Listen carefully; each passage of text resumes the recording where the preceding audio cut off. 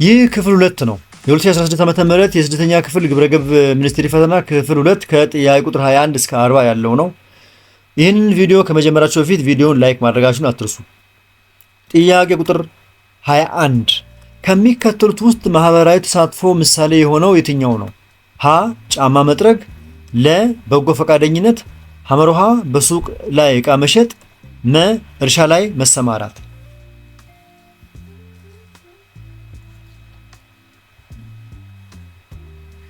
በጎ ፈቃደኝነት ካላችሁ ትክክል ነው።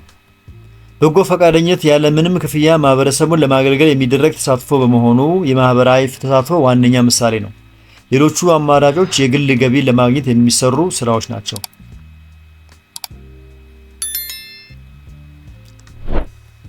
ጥያቄ ቁጥር 22 ከታች ከተሰጡት ወይም ከተጠቀሱት በማህበራዊ እንቅስቃሴ ውስጥ የሚካተተው የትኛው ነው? ሀ የገንዘብ ልውውጥ ማድረግ፣ ለ ማህበራዊ ችግሮችን መፍታት፣ ሐመርሃ ምርቶችን ማምረትና መሸጥ፣ መ ገቢ ማግኘትና ሀብት ማፍራት።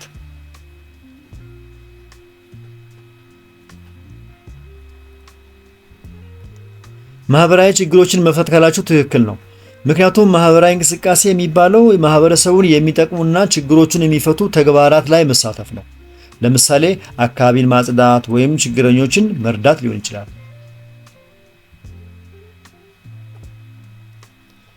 ጥያቄ ቁጥር 23 የበጎ አድራጎት ተግባራት ያልሆነው የቱ ነው? ሀ ገንዘብና ሽልማት ተቀብሎ መስራት፣ ለ በሙሉ ፈቃደኝነት ማገልገል፣ ሐመርሃ የአካባቢ ጥበቃ ስራ፣ መ ድሃ የማህበረሰብ ክፍልን መርዳት።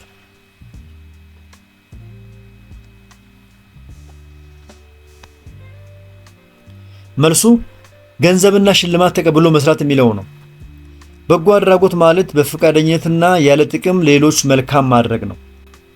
ክፍያ ወይም ሽልማት ፈልጎ መስራት ግን በጎ አድራጎት አይባልም።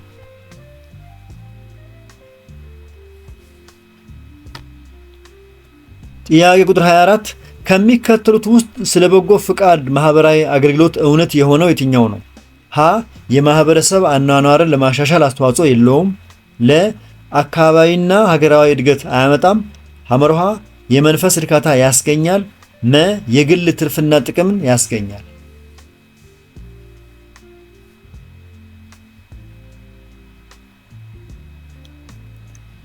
የመንፈስ እርካታ ያስገኛል ካላችሁ ትክክል ነው። ምክንያቱም በጎ ፈቃደኝነት ሰዎችን በመርዳት የሚገኝ ውስጣዊ ሰላምና የመንፈስ እርካታ ያስገኛል። ምንም እንኳን የግል የገንዘብ ጥቅም ባይኖረውም ለሰው ልጅ ትልቅ ደስታ ይሰጣል። እየፈጠንኩባችሁ ከሆነ ቪዲዮውን ያስቆማችሁ ተከታተሉ። ጥያቄ ቁጥር 25 ከሚከተሉት ውስጥ የጋራ ጥቅም ምሳሌ ያልሆነው የትኛው ነው? ሀ መሰረተ ልማት፣ ለ የቤት መኪና፣ ሐመርሃ ንጹህ አካባቢ፣ መ ቤተ መጻሕፍት።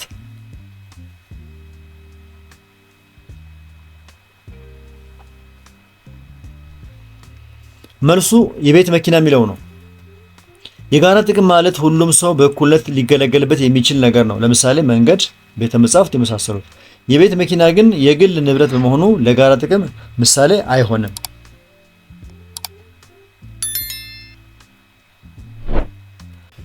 ጥያቄ ቁጥር 26 ግብርን በታማኝነት የመክፈል ጠቀሜታ የሆነው የትኛው ነው? ሀ የዜጎች የመሰረተ ልማት ተደራሽነትን ያጓትታል፣ ለ የተለያዩ አገልግሎቶች ለመስጠት እንቅፋት ነው፣ ሐመርሃ የግለሰቦች ገቢና ሀብት ያድግበታል፣ መ ድህነትን ለማስወገድ በከፍተኛ ሁኔታ ይረዳል።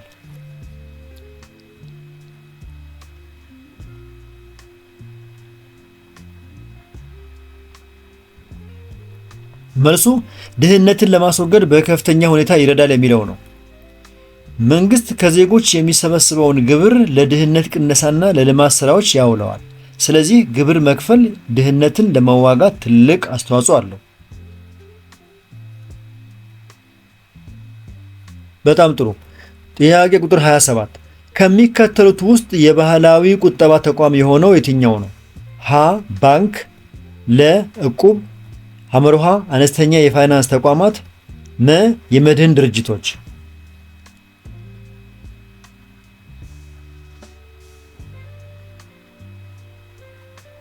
ባንክ አላችሁ? ትክክል አይደለም። ትክክለኛው መልስ ምንድነው? እቁብ ነው። ምክንያቱም እቁብ በኢትዮጵያ ማህበረሰብ ውስጥ ለዘመናት የቆየና ሰዎች ተሰባስበው ገንዘብ የሚቆጥቡበት ባህላዊ መንገድ ነው። ባንክና ሌሎች ተቋማት ግን ዘመናዊ የቁጠባ ተቋማት ናቸው።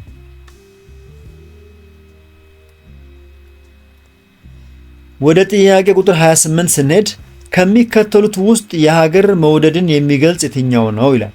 ሀ ለሀገር ያለ የታማኝነት መንፈስ ማነስ፣ ለ የግል ጥቅምን ማስቀደም፣ ሐመርሃ ለሀገር ጥልቅ ፍቅር ማሳየት፣ መ ማህበረሰብን ለማገልገል ፍላጎት ማጣት።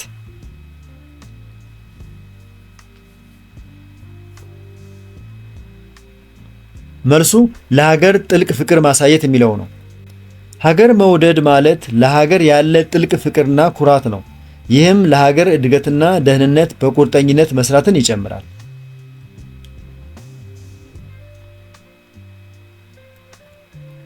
ጥያቄ ቁጥር 29 ከሚከተሉት ውስጥ የሀገር ወዳድነት መገለጫ የሆነው ሀ የባለቤትነት ስሜት ማጣት፣ ለ በሀገር ሉዓላዊነት አለመኩራት፣ ሐመርሃ ሙስናን መፈጸም፣ መ ጀግኖችን ማክበር።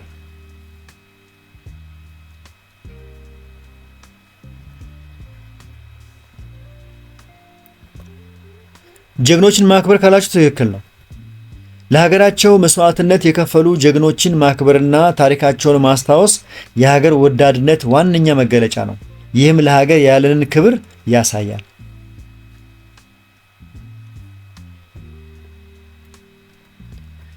ወደ ዛሬ ጥያቄ አጋማሽ ደረስን። የተከበራችሁ የዚህ ቻናል ተከታታዮች እስካሁን በቀረቡ ጥያቄዎች መልስና ማብራሪያዎች ላይ አስተያየት፣ ጥቆማ ወይም ጥያቄ ካላችሁ የአስተያየት መስጫው ላይ አስቀምጡ። ከተመቻችሁ አሁኑ ሳትረሱ ላይክ አድርጉ። ሌሎቹ እንዲያገኙት ከፈለጋችሁ ደግሞ ቪዲዮውን ሼር አድርጉላቸው። በዚህ ቻናል ላይ የስድስተኛ ክፍል ሚኒስትሪና ሞዴል ፈተናዎች በብዛት ስለሚገኙ ያንን በቀላል ለማግኘት ቻናሉን ሳብስክራይብ አድርጉ። ጥያቄ ቁጥር 30 ከሚከተሉት ውስጥ ሀገር ወዳድ የሆኑ ዜጎች መብዛት ለሀገር ከሚሰጠው ጠቀሜታ የሆነው የትኛው ነው? ሀ የተንሸራሸረ አንድነት መኖር፣ ለ ፈጣን እድገት አለመኖር፣ ሐመርሃ ለሌሎች ጥቃት መጋለጥ፣ መ ሀገሩን የሚወድ መሪ መፈጠር።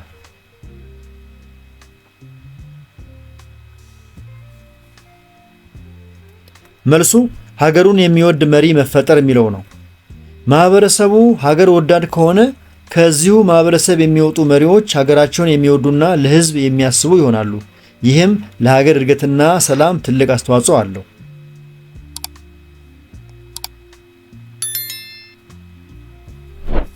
ጥያቄ ቁጥር 31 ሀገር ወዳድ የሆኑ ግለሰቦች ሚና የሆነው የትኛው ነው? ሀ የራስን ፍላጎት ብቻ ማራመድ፣ ለ ለሀገር እድገት አነስተኛ አስተዋጽኦ ማድረግ፣ ሐመርሃ የሙስናን ተግባር ማስወገድ፣ መ ስልጣንን ያላግባብ መጠቀም።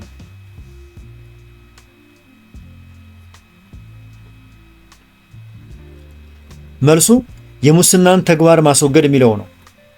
ሀገሩን የሚወድ ዜጋ ለሀገሩ ሀብት ስለሚቆረቆር ሙስናንና ብክነትን ይዋጋል። ታማኝነት የሀገር ወዳድነት አንዱ አካል ነው።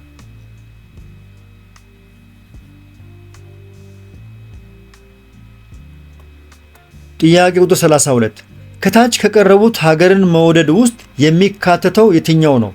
ሀ ትውልድ ሀገሩን እንዲያውቅ ማድረግ፣ ለ በተግባር የሀገርን ፍቅር ለማሳየት መቸገር፣ ሐመርሃ ሀገርን ለመጠበቅ ዝግጁ አለመሆን፣ መ ከማህበረሰብ ራስን ማራቅ።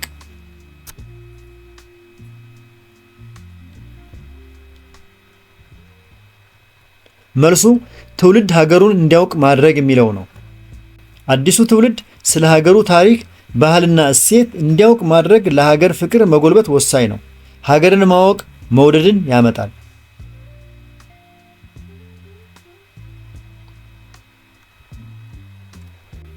ጥያቄ ቁጥር 33 ከሚከተሉት ውስጥ የሰላማዊ ባህሪ ምሳሌ የትኛው ነው? ሀ ጥላቻ፣ ለ የበታችነት ስሜት፣ ሐመርሃ መከባበር፣ መ አለመግባባት።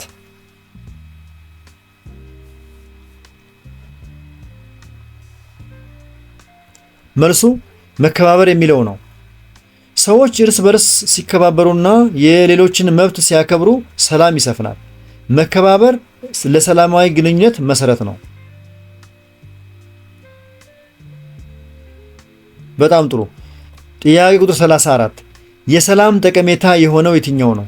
ሀ ችግሮችን በኃይል መፍታት፣ ለ የተግባቦት ክህሎት መበልጸግ፣ ሐመርሃ በራስ መተማመን ማጣት፣ መ የሁከትና መገለል መስፈን።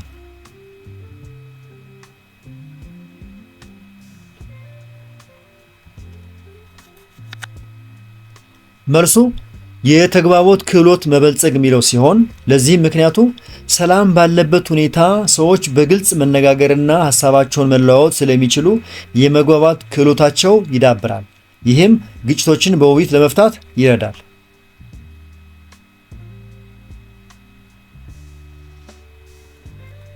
ጥያቄ ቁጥር 35 ከሚከተሉት ውስጥ መተባበርን የሚገልጽ የትኛው ነው? ሀ እርስ በርስ አለመረዳዳት፣ ለ አገልግሎቶችን አለማዳረስ፣ ሐመርሃ የሌሎችን ሐዘንና ደስታ መካፈል፣ መ ተራን ሳይጠብቁ መስተናገድ።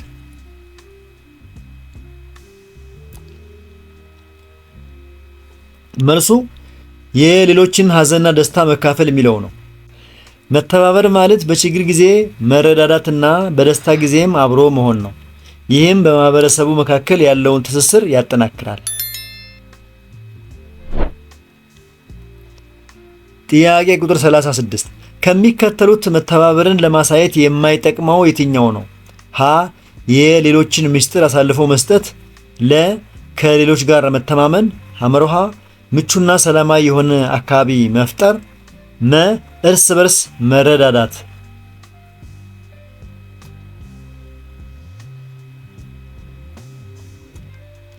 መልሱ የሌሎችን ምስጢር አሳልፎ መስጠት የሚለው ነው። ለዚህም ምክንያቱ የሰዎችን ምስጢር አሳልፎ መስጠት እምነትን ስለሚያጠፋ በትብብር ላይ አሉታዊ ተጽዕኖ ይኖረዋል። መተባበር የሚገነባው በመተማመን ላይ ነው። ጥያቄ ቁጥር 37 ከሚከተሉት የመተባበር ጠቀሜታ የሆነው የትኛው ነው? ሀ ከሌሎች ጋር ያለውን ተግባቦት ያዳብራል፣ ለ ሌሎችን ለማድመጥና ለመረዳት ያዳግታል፣ ሐመርሃ በጥልቀት ማሰብን አያጎለብትም፣ መ የራስ ወዳድነት ይንጸባረቅበታል።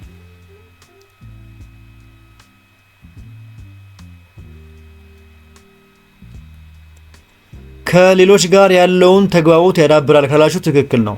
ምክንያቱም ሰዎች አብረው ሲሰሩና ሲተባበሩ ሐሳብ የመለዋወጥና የመግባባት ችሎታቸው ይጨምራል። ይህም ለጋራ ስኬት መንገድ ይከፍታል።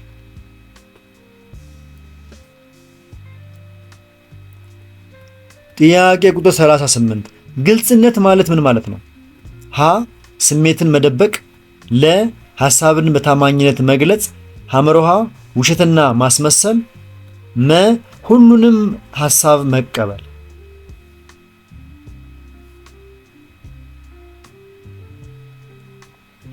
መልሱ ሐሳብን በታማኝነት መግለጽ የሚለው ሲሆን ለዚህም ምክንያቱ ግልጽነት ማለት የምናስበውና የሚሰማንን ነገር በትክክልና በታማኝነት ለሌሎች ማካፈል ነው።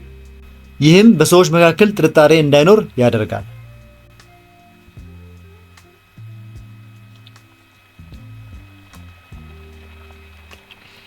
ጥያቄ ቁጥር 39 የሰላምና ትብብር መኖር ውጤት የሆነው ሀ ግጭትና ጦርነት፣ ለ የሀገር አንድነት መጠናከር፣ ሐመርሃ የመንግስታት መውደቅ፣ መ የሰዎች ሞትና መፈናቀል።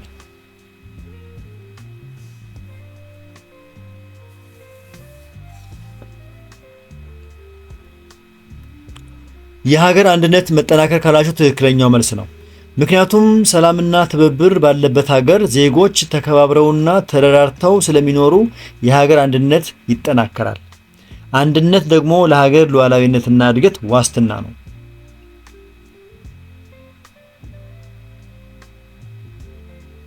ጥያቄ ቁጥር 40 እና የመጨረሻው ጥያቄ ከታች ከቀረቡት ስለ ሰላምና ትብብር ስህተት የሆነው የትኛው ነው?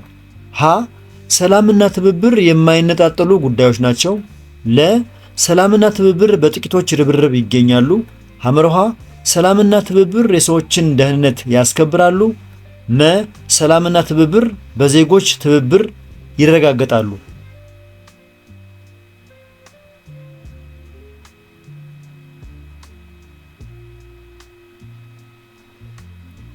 የ2016 ዓመተ ምህረት ስነ ዜጋ የመጨረሻውን ጥያቄ ሰላምና ትብብር በጥቂቶች ርብርብ ይገኛሉ ካላችሁ ትክክል ነው መልሱ።